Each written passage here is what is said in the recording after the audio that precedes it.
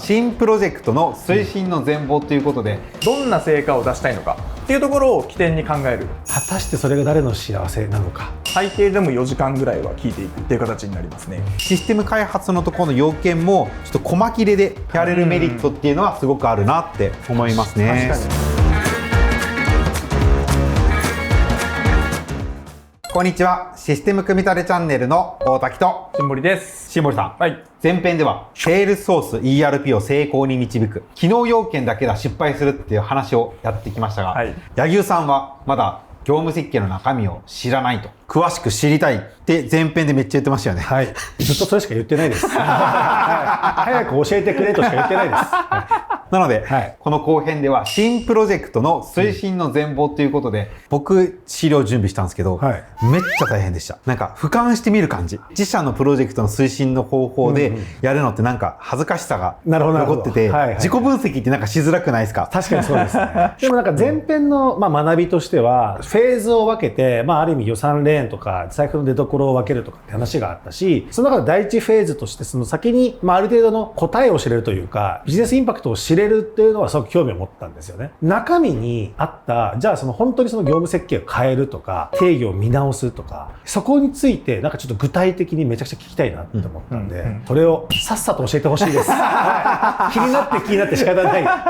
ゃあ早速、新堀さんはその内容を教えていただきたいんですけど、まずフライクの思想って何かあったりするんですか？思想はですね、やっぱりシステムを入れることが別にゴールではないので、最終的なところですよね。どんな成果を出したいのかっていうところを起点に考えるっていうのがフライクの思想になっております。具体的には今3ポチ書いてありますけど、受注率が今 15% だから 35% に上げたいとか、売上予測の精度を 80% 以上に引き上げたいとか、あとは非効率な業務で今残業めちゃめちゃしてるので月に100時間合計で削減したいみたいな、これをすることによってどんな成果が出るのかっていうところをまず最初に決めてしまうっていうのがすごく重要かなっていうふうに思ってます。で、これをするとなぜいいかっていうと、ブレないですよね。みんなプロジェクトメンバーの共通認識として月の残業を100減らすであれば、みんな頭としてそれがゴールになるので、そこに向かってみんなでまず突き進むことができるっていうところがあるので、やっぱり成果、何を出したいかっていうところをまずは決めるっていうのを実施してます。前編の話でもあったルンバを入れたらなんかハッピーだよねってやっぱ違うみたいな話あって、あらかじめ掃除をしとくとか、段ボールに引っかからないようにするためにやるみたいなところが、ここで言うと何をどれぐらいやりたいかっていうのが具体あるとより分かりやすくっていう感じですよね。はい、じゃあ具体的にはその前編でも新堀さんから教えてもらいましたが、なんか私斬新だなと思ったのが、プロジェクトの予算取りが4段階っていうことで、柳生さんもその出所みたいなところの話はありましたけど、業務設計のプロジェクト、システム設計のプロジェクト、システム開発、システム運用っていう風な4段階でされるっていうことだったと思うんですけど、一つ一つ詳しく教えていただきたいなっていう風に思ってます。ではじゃあまず最初の業務設計からいきましょうかね。で、業務設計の3本の柱として、1つ目がビジネスの全体像をしっかりと整理すること。2番目、整理した上で現状の業務をしっかり可視化して問題点をしっかりと洗い出すこと。で、最後はその問題点とか現状の業務に対して理想の業務フローっていうところをしっかりと設計して、何をシステムに求めるのかっていうのを明確にしていくこと。この3つを大きく業務設計の中では実施をしていきます。その結果、成果物の部分ですね。3本の場所で実施をしていくと、この3つの成果が出るかなっていうふうに思ってます。まず1つ目は、Salesforce が本当に最適なのか、他にSaaS が適しているものがないのかっていうところがしっかりと初期判定ができるっていうのが1つ目。あと2つ目は、Salesforce 以外にも利用するシステムとか周辺の SaaS とかっていうのがしっかりと決まっていく。で、最後はそれを利用するユーザーが誰なのかっていうところとか、既存のシステムがあったらそれとどういうふうに連携していくのかっていうのがしっかりと決まってくるっていうところで、業務を洗い出すことによってシステム像が分かってくるっていうところが成果物になってくるかなっていうふうに思います。これって例えばマストの要件だけで考えていた方がいいのか、もしくは多少こういうのもあるし、この辺あったら便利だなとかっていうふうにちょっと幅広で思考を広げていったのを入れていった方がいいのか、どっちが今後進めやすくなるんですかね？私は幅広で進めた方が進めやすくなると思います。もうどうでもいいことを含めて全部洗い出した結果で優先順位が出ると思っているので、優先順位をしっかり出すためにも、もう細かいところから全部整理をしていくっていうのが大事かなと思います。ちなみに今これ結構セールスフォースのマーク見えますけど、なぜセールスフォースなんですかね。セールスフォースが最強だからです。最強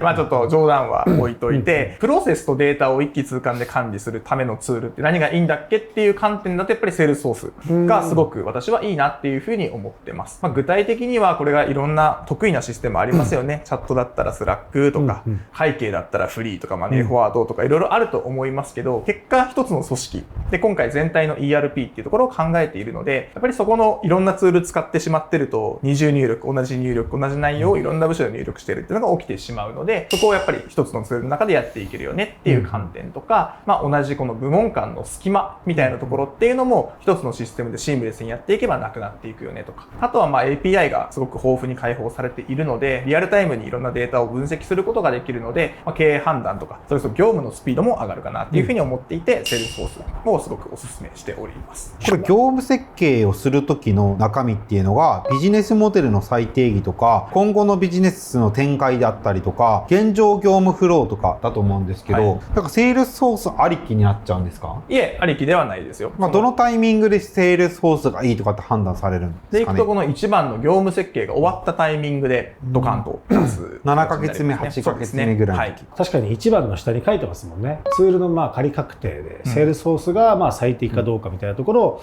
まあ、ある意味試行していくとか、本当に自社にフィットするのかみたいなところを考えていくっていうような感じですね。あ、そうですね。おっしゃる通りです。じゃあ具体的にこの業務設計のプロジェクトでどういうことをやってるかっていうのを教えてもらっていいですか？はい。まずはちょっと業務設計とか言いながらもビジネスモデルっていうところを深掘りしていくっていうところからまずは始めていきます。で、まずこれフライクっていうところで例えてますけど、じゃあフライクってどういう会社、どういうビジネスをしてるのっていうところを深掘っていくイメージですね。具体的にはフライクは上流のコンサルティングを提供する企業であって、システムや IT ツールを売るベンダーではないですと。で、営業のプロセスとしては YouTube のシステム組み立てチャンネルを通じてコンテンツマーケティングを行っていて、ここからの問い合わせで全て獲得をしていますと。ヒアリングを重視してシステムっていう観点じゃなくてビジネスモデルとか売上、そしてそれから利益が残るまでの流れをしっかりと把握した上で企業に対して業務設計、システム設計、構築をサポートしているっていうのがフライクのビジネスモデルなんですけども、これを事細かく全部聞いていってこういったまとめを作っていくっていうところからまず入っていきます。で、これ実際に何でしょうね、アズイズっていうか、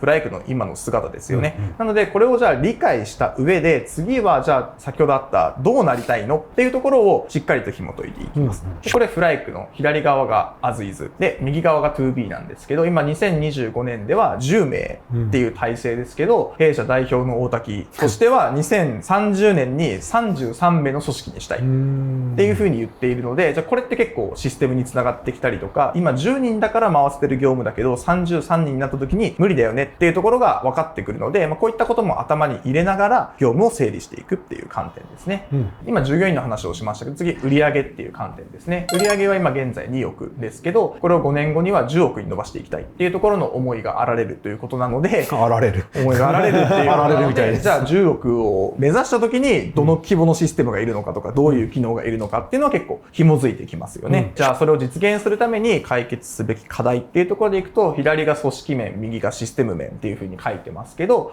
組織っていう観点だと企業の認知をもっと上げていかないとやっぱり30億って無理なので、しっかりと企業の認知を上げるためにインバウンドの問い合わせじゃなくて、そのインバウンドを促進するための施策をしないといけないよねっていうところであったりですとか、あとは採用っていう観点ですよね。すごくコンサルティングの領域からシステムっていう領域まで広く我々はやっているので、そこを幅広く知ってるメンバーっていうのが増えていかないとプロジェクトとして戦えないよねみたいなところが企業として解決すべき課題で、システム面で考えてくるとプロジェクト数がやっぱり売上増加に伴い増えてくるので、それを効率的にマネジメントできるような体制が作れるシステムがいるよねとか、新しいメンバーもたくさん入ってくるのでしっかりとナレッジを残しておかないといけないよねとか、そのナレッジに対して生成 AI を活かしてもっと業務効率させていくような取り組みをしないといけないよねっていうところで、ビジネスモデルに対して理想をちょっと語るだけで、こんだけの組織面の課題とかシステム面の課題っていうのが上がってくるっていうのが明確になっていきます。ちなみにこのビジネスモデルを聞くだけ、ビジネスモデルを聞くだけっていうのはすごく失礼かもしれないですけど、どれぐらいの時間をかけて聞くんですか？少なくとも2時間かける2回は聞くので、最低でも4時間ぐらいは聞いてていくっていう形になりますね。なんかシステムを入れるときに4時間ビジネスモデルを聞くってなんかどうです？あんまない気はしてるんですけど。そうですね、多分内容としてもすごく重たいと思うんですけど、多分答えれる人じゃないとパンパン答えれない気もするんですよね。でもここすごく重要だなと思うのが、ちゃんとここにこういう質問しますよっていうのと、そこに対してしっかりこう明確な解を持っている人を、まあある意味窓口とするというか、その話せるようにしておくっていうのはすごく重要かなと思いますね。改めて ERP っていうシステムを入れるときになんでビジネスモデルまでヒアリングしてるんですか？ビジネスモデルが分かんないと業務の理解が難しいっていうところは一番大きくあるかなっていうふうに思います。この2030年を見据えたビジネス展開を組織面とシステム面が分かることによって業務のヒアリングシステムを設計をしていくっていう観点であるのとないのじゃどう変わるんですか？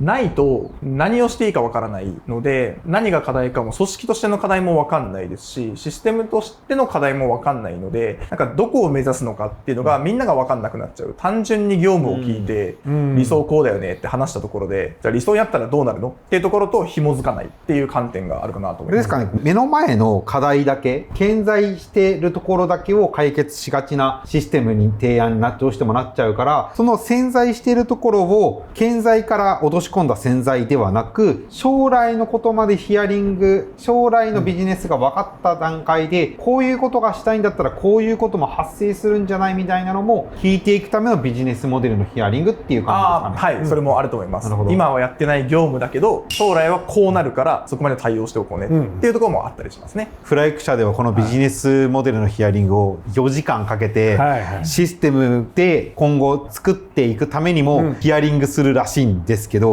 ユーザー側の企業としてはそこまで聞いてくれるなよもあるかもしれないんですけど、なんか考えるきっかけにはいいんじゃないかなと思うんですけど、どうですか？まず聞かれたことによってまた次着手するポイントも変わったりとか、前の動画であったと思うんですけど、パートナー選定で多分思想の話があったと思うんですけど、そこと多分すごく紐づきますよね。そこだからずれてしまう可能性もあるし、共通認識として持っておく必要もあると思うんで、やっぱりここは時間をかけてでもコミュニケーションを取るっていうのはすごく重要なことかなって思いましたね。新森さん、じゃあ続いて現状の業務フローと改善ポイントの洗い出しとか、改善に向けたシステムに求めることの明確化、RFP 策定っていうのが業務設計のプロジェクトでやってるようなんですけど、具体的にやってることを教えてもらっていいですか？もうここから先は事細かく全ての業務をお聞きしていきます。今営業の例えが出てますけど、じゃあ営業さんって何してんの？どこからそもそもボールが始まるのっていう観点ですよね。でいくと、もしかしたら前にマーケの部隊がいて、マーケから何かしらのトスアップが来たタイミングで自分たちの業務が始まりますみたいな、必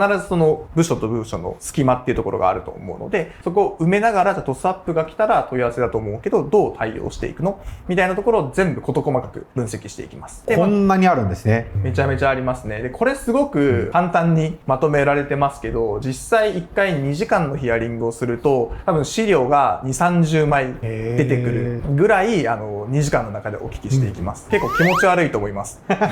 問い合わせ来た時って何するんですか？メール書きますって言われたら、じゃあそのメール見せてくださいみたいな、どこに書いてるんですかってメール共有してもらって、その書き方事情聴取みたいな。そうですもう気持ち悪いと思います。じゃあセールスソースに問い合わせを登録しますとか商談立てますって言われたら、じゃあセールスソースのどのボタンからどういう動線で作っていってるんですかみたいなところまで全部聞くので、結構気持ち悪い感じですし、逆に言うと私はそれヒアリング終わった後多分その会社の営業で働けるぐらい手数料をつけてますっていうことは業務設計のこのプロジェクトが終わったらだいたい10回って書いてあったんで、200枚300枚ぐらいの資料、200、300枚の資料になります。200枚300枚ぐらいの資料が来たらどうします？いや恐ろしいですねでもこれ僕自身も実は経験があるんですけど、営業の本質って多分お客さんといわゆる相対する時間か、もしくはお客さんのことを思ってそのお客さんのことを考える時間だと思うんですよね。その業務をしていくとですね、本当多分いろんなことが同時に発生するんですよ。これ過去に私やったことあるんですが、インサイドセールスの人の業務フローを改めて考え直そうとか見ようと思った時に、問い合わせが来ました。何をしてますかと、登録をします。電話をします。電話してこうプルルってなってる間に、セールスソースの画面閉じたくないんで、自分のスマホでその会社のことを検索していてとか、っ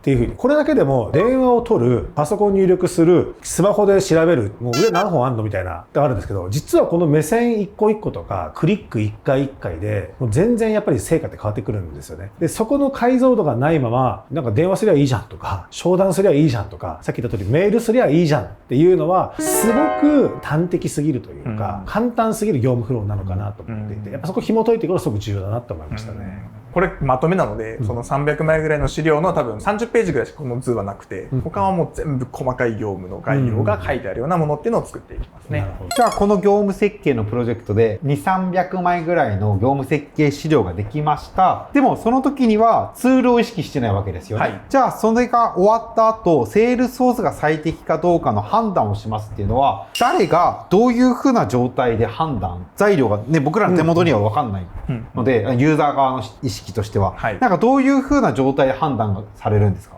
まず私の観点とかだともう聞いてる途中でこれセールスソースだなとかセールスソースじゃないなみたいなところは出てくるので、お客さんにシステムの意識はさせないですけど、業務設計の中で結構システムのイメージ上を話すことが多いです。例えばなんか電話した内容が自動的に文字起こしされて管理したいとかだったらこういうツールありますよとかっていうのを挟んでいくので、それも資料の中に出てくるので、最終的にはその機能要件ってさっき話をしましたけど、その課題一覧みたいなのを全部一覧で作るので、それに対して as is to be に対してこういうツールがいいよねっていうのを全部出していく。あとはプライク社がお得意なシステム組み立て図、システム連携組み立て図っていうのも最後に作るので、そこでこうなった時にこれがいいよねっていうところでシステムとここで初めて掛け算がされるっていうようなイメージになります。っていうことは業務フローを as is で聞いていきながら、こういうふうな課題がありますっていうところもちゃんと洗い出しをして、2B のこういうふうになりたいよっていうところの業務フローを洗い出すものの一つ一つこういうふうにやりたいっていうのも最後に1枚でまとめられているような機能要件一覧と、機能要件から派生した前提条件の機能要件みたいなのも一覧として納品があるから、それを見てセールスソースがいいとか、この部分はセールスソースでできないよとか、標準じゃできないよみたいなのがあるってことですか？はい、おっしゃる通りです。結構がっつりですね。欲しいですね。あとは逆にシステムで解決しないところっていうのは絶対出てきます。それで結構多いお客さんだと200要件ぐらい出てきたりするんですけど、それの中にはやっぱり部署間で調整してくださいねとか、例えば営業から今この資料が来てるけど、こうじゃなくてこういう風な違う着方がするとバックオフィスは楽だってなった時にはもうここで頑張ってもらうしかないので、それも全部お客様検討一覧みたいな形でまとめて、これはこの部署と話してこういう決着をつけてくださいねっていうお客さんがやらないといけないことも全部洗い出すので、なるほどな。終わった時には結構お客さんもたくさんタスクができるっていうのはありますね。なんか具体的にプライベートとかで言うと、パートナーはこの地域に住みたいけど我々はここに住みたいみたいなところの折衷案は外部パートナーからは言えないし、判断もつかないからパートナー同士で話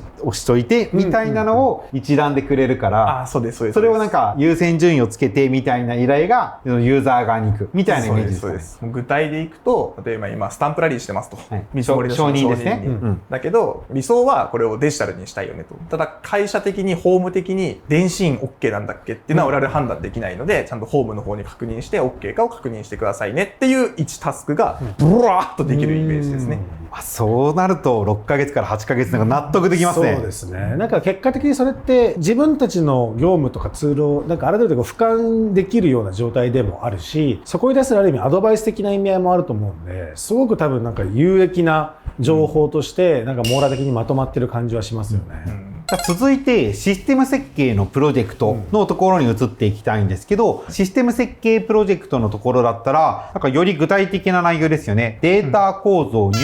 入力ルール、もう言えなかった運用シナリオの策定と ERP としての拡張性を見据えた設計っていう風なところだと思うんですが、具体的にどういう風なことをやってるかっていうのを教えていただけますか？業務がしっかりと洗い出されて、やりたい姿、ビジネスモデルも分かって、そして大体のシステムこういう風になるよねっていうのができましたっていう後ですね。その構想ってまだ構想でしかないので、本当にそれを技術的アーキテクト的にできるのかっていうところで、データの構造であったりとか、さっきあったように部署間連携とかやっていたらどうやってそのデータを部署間でつないでいくのみたいなところがあるので、しっかりとデータの構造っていうのをまず決めていきます。で、構造が決まると、あとはそこに入力したりとかしていくだけなので、じゃあそれを誰が入力するのかみたいなところは業務設計で洗い出されてますよね。それに対して今度は見た目ですね。システムの見た目上、こんな風に入力していきたいよねとか、それこそさっきあったようなワンクリック減らしたいよねとか、みたいなところっていうのを見える化するためにシステムの画面の設計っていうのをしていいきます。で、そこまで終わると全体の使う像とか画面設計が終わるので、最後は運用のシナリオ、それをどう使っていくのかっていうところを実際にこうテストまではないですけど、運用テストみたいな形で見ていただいて、やっぱりここはクリックが1個あるとうざいとか、色はもっと目に優しい色にしてほしいみたいなところっていうのをこう詰めていくっていう工程を実施していきます。なんか私思ったんですけど、この業務設計が終わったタイミングでツールが特定できたならツールって契約しないんだっていうのがそうなんだと思ったんですけど、なんかパッと考えるとこのタイミングで問い合わせしちゃいそうじゃないですか。はいはいはい。セールスソース決まった、セールスソースに一回話聞こうとか、フリーがいい、マネーフォワードがいいってなったらなんか問い合わせしそうだなと思ったんですけど、柳生さんだったらどういう行動を取りそうですか？いや確かに聞いてしまいそうだし、聞いてたかもしれないんですけど、一方でさっき言った通り、何かを増やす時に何かがまた増えてしまう、クリックが1クリック2クリック増えてしまって、なんかそれが原因でまた疲弊してしまうとかっていうバッドパターンも十分にあり得るなって思ったんで、まあシステム連携と同時に、まあ書いてあった通り、いわゆる UX の部分とか、まあその辺もすごく重要なのかなっていうのは今聞いてて思いましたね。可視化のためだけに1クリック増やしてテキスト入力増やして、果たしてそれが誰の幸せなのか。逆に1クリック増えるだけで売り上げ上がるなら営業は多分喜んですると思うんですよね。だから多分そこってある意味ベンダーの営業に乗らない、営業フローに乗らずに一旦ここでもう一度考えなきゃいけないとかっていうケースもあり得るかなと思いましたね。じゃあ具体的にシステム設計の中身を教えていただきたいなと思います。はい、ちょっとこれ気持ち悪いので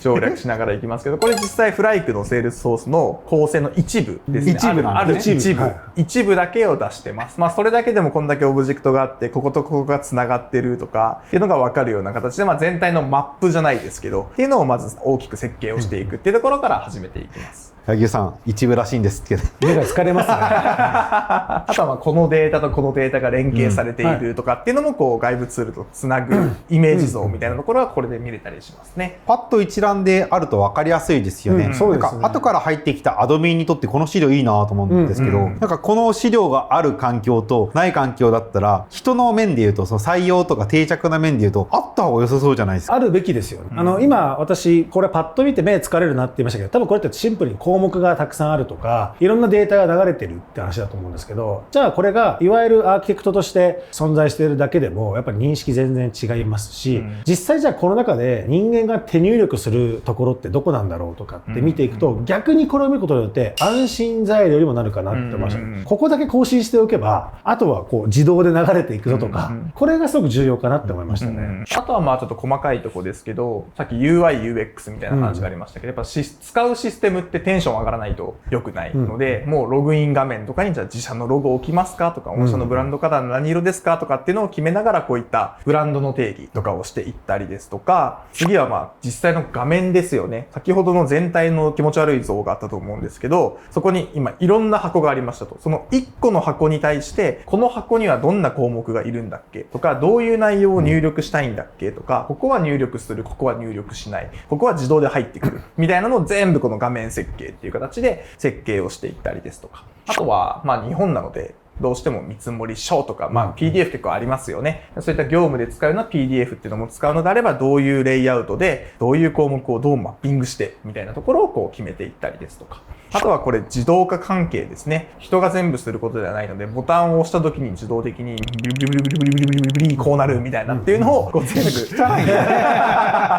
表現したものとか、次のページとかに行くとこれ承認ですね。見積もりの承認申請が必要だとか、請求を送る前には何か社内でプロセスを回さないといけないとかってことであれば、どういったルートで誰に飛ばしますかとか、あとはさっきのブリブリブリブリって言ったやつの実際の処理フローとかみたいなところっていうのを全部こう作っていくっていうのを実施しております。これなんか 100% ではないですけど、一部こうマニュアルにも使えそうというか、マニュアルって結構やっぱその背景の部分とか仕組みの部分も理解しておくかしてないかで全然変わってくると思うんですよね。マニュアルにはこれ入力しなさいって書いてるけど、実際入力してみたらなんか変なエラー出ましたみたいな、なぜですかっていうと実はこれが悪さしてましたとかっていう風に、多分一定マニュアル、運用フェーズに行った時の一つのある意味こう使い方の指針にもなるかなと思ったので、これもすごく必要ですよね。このシステム設計プロジェクトでは先ほどのブリブリのたくさんの資料ができて、やっとで2つ目の段階の14 4ヶ月終わってるんですよね。はい。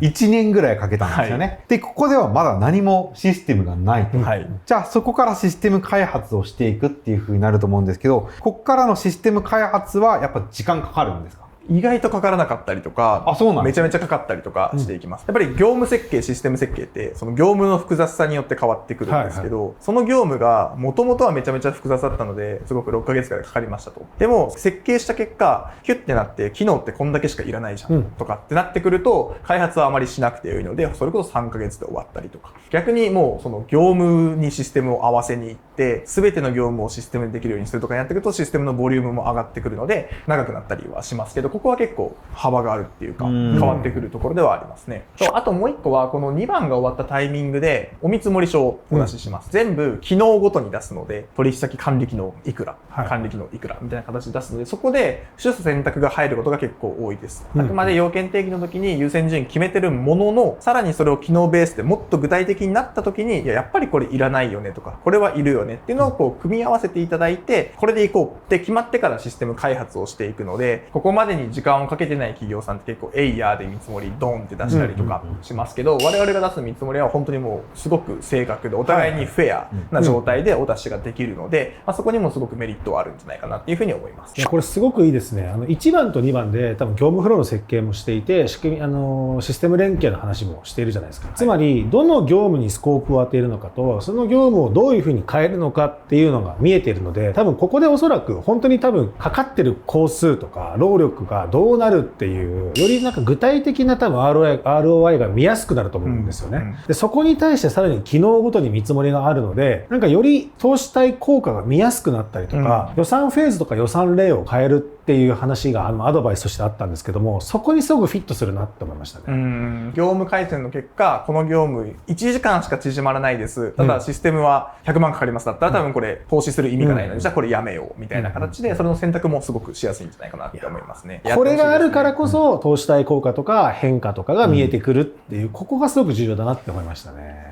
その3番のシステム開発のところのミソで言うと、実はこれ1年間でやりましょうって見えてしまうんですけど、単年でする必要全くなくて、その3カ年計画をあえてそのシステム開発からやって、1年間ずつのシステム投資の計画を作ることもできるんですよね。なので全部システム設計をやったからシステム開発をしなくちゃいけないっていうわけでもないので、企業が変わることもあると思うんですよ。やり方が変わったりもアップデートもあるので、必ずやらなくちゃいけないマスト要件だけを先にシステム開発やりましょうもできますし、ただ企業が大きくなるときに絶対ここは今はナイストゥハブの要件だけど企業のフェーズがこのタイミングになるとかもしかすると AI がもっと活用して人が採用できなくなるとか人がいらなくなったらシステムに投資した方がいいよねって判断になるのでシステム設計プロジェクトである程度決まればシステム開発のところの要件もちょっと細切れでやれるメリットっていうのはすごくあるなって思いますね。確かにこっからだったらアジャイル大賛成ですもんね。まとまってるのでじゃあ1ヶ月でまず機能 A をだけやりましょうとかっていうのはめちゃめちゃありですよね。多分不確実性の高いものに長く多くのお金をかけてしまっていたのがある意味今までから失敗していた例だと思うんですけど、最初にしっかり1番と2番をやって一定の投資対効果をしっかり見える状態でさらに投資を分けていくとか機能を分けていくとかマイルストーンを作っていくっていうここのサイクル回ればすごく投資しやすいですし、多分社内での合意形成もすごく取りやすいですよね。経営者の考え方もアップデートしてほしいなと思ってて、その予算の取り方ってシステム投資で3000万とか2000万ってバンって取っちゃいがちなんですけど、本来であればもうちょっとステップ分けすると思ってて、例えば人の採用って考えた時に採用広告費もあるし広告費宣伝費ですよね、もあれば採用した後の教育費用で3ヶ月間のオンボーディング期間はゼロで考えるねとか、その次の6ヶ月目の時には徐々に成長して一人前になるまでは掛け率を考えるよねとか、じゃあ7ヶ月目の時から一人前でやってでトップセールスになる時にはこうやってって、ぶつ切りにして考えるものの、システムってなった途端にドーン3000万そうですねこれでやってみたいなことやるから、こういうふうな考え方にならないので、ちゃんと人への投資と同じような感じで、このせっかくこの AI が優れてる時代なんで、あえてぶつ切りでシステム構築に対して投資の考え方をアップデートしてもらえたらなって思います。これは成功角度上がりますね。前提強い意志がないとダメなんですよ。そうでも失敗しない方法はすごくなんかこれで学べた感じがしますね。なのでもう冒頭でもお伝えしたように、なぜ機能要件だけでは失敗するのか、セールスフォース ERP を成功に導く新プロジェクト推進の全貌ということで、正直お伝えするとこのやり方をフライクだけに留めておいた方が我々のビジネスとしては成り立つんですよね。そうですね。ただシステム導入成功率 52.8% を 100% に持っていくっていう観点であれば、このやり方をもっと世の中に広めていきたいなって思ってて、シンボルにも無理してお客さんの資料をフライクっぽく変えてって言ってダウンロードしてもらえるようにしたりとか、5年後のフライクの姿ってね、言いたくないじゃないですか。そうですね。恥ずかしいじゃないですか。だいぶなんか赤裸々な話がありましたけどもただこういうふうにビジネスモデルを分解しないと、機能要件も出てこないので、しっかりとアウトプットをしましたので、すごくイメージがつきやすかったですね。ぜひ資料もダウンロードできるし、多分これも Excel ですよね。Excel 用意があるので。太っ腹ですね。太っ腹ですね。はい、楽しみです。私も早速ダウンロードしたいです。はい。じゃあ今日の動画はここまでです。ここまでお聞きいただきましてありがとうございました。新堀さん。はい。最後にこのカメラで締めてもらっていいですか。まあやっぱりシステム導入成功率 52.8% が低いっていうふうに我々は考えていて、手術とか家を建てるとかでそんな低かったら誰もやんないよねっていうところが、なんでシステムになるとこんな低くなっちゃうのっていうところがやっぱり我々がずっと思ってる課題感だと思うので、こういった方法1個あるよっていうところで、ぜひ見ていただいた方々にすごく理解をいただければ今日は嬉しいなっていうふうに思っております。今日の動画はここまでです。ここまでご視聴いただきありがとうございました。いいねと思ったらいいねボタンとチャンネル登録よろしくお願いいたします。次の動画アップまでお楽しみに。バイバーイ。